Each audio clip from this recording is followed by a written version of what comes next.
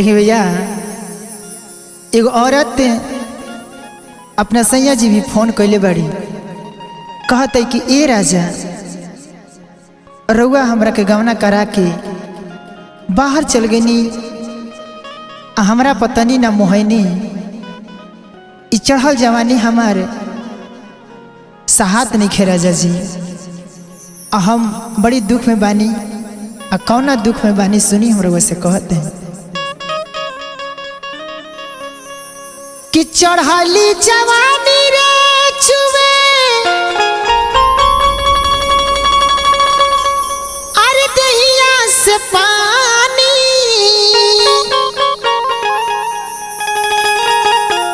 चोलिया मिलो सोलो बदन करता कि घर आया जा ए बोला मुआ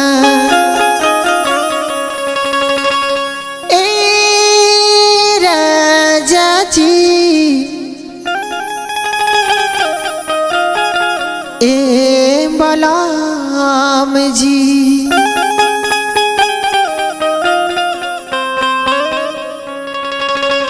तो घर आया जा ए बोलमुआ हमारा मन करता, घर आया जा ए बोलमुआ हमारा मन करता, घर आया जा ए सजनवा। चढ़ली जवानी रे छुवे दहिया से पानी,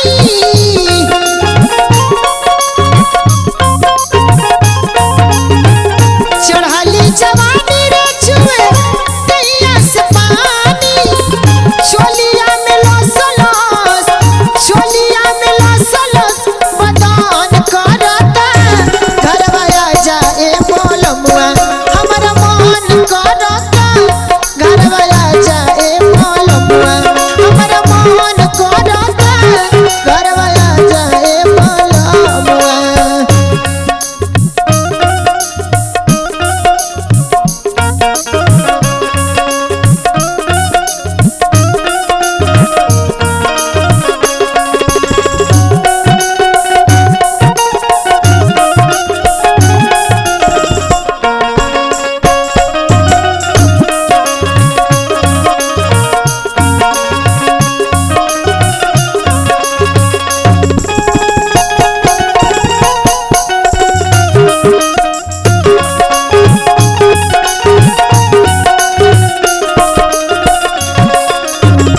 अतरे नाय राजा और रुआ बिना हमार जवानी सहात नहीं खे, और रुआ रुआ खन खन करता ए राजा। कुहू के करेज से लगे सुना सुना,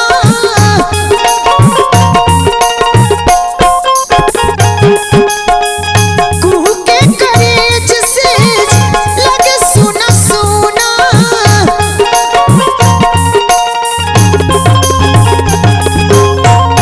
उठे लहुक तू बुझता रतूना,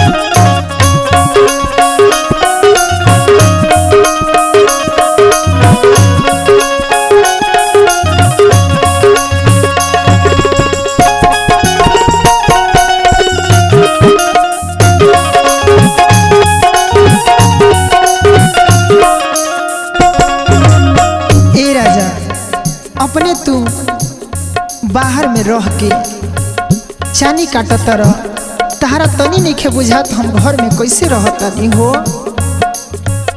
अपने तू बाहर में काटत रह चानी,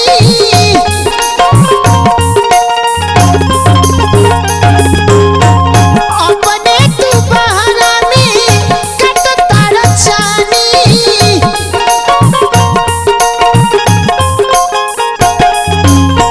चढ़ली जवानी जैसे बहतिया पानी,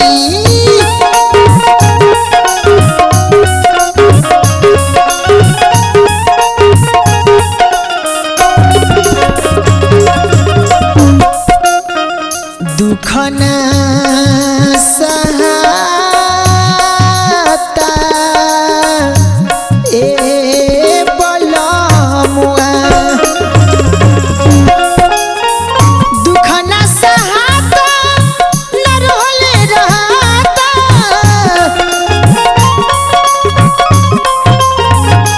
दुख न सहाता न रोले रहता। बिरह के आग से, बिरह के आग से बदन सड़ता।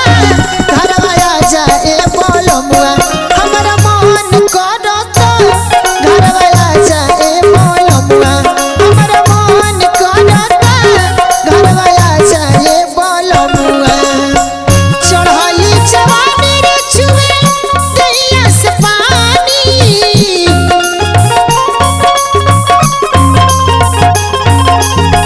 चढ़ली जवानी रे छुए दैया से पानी। चोलिया में लसलस, चोलिया में लसलस बदन करता। घरवा आजा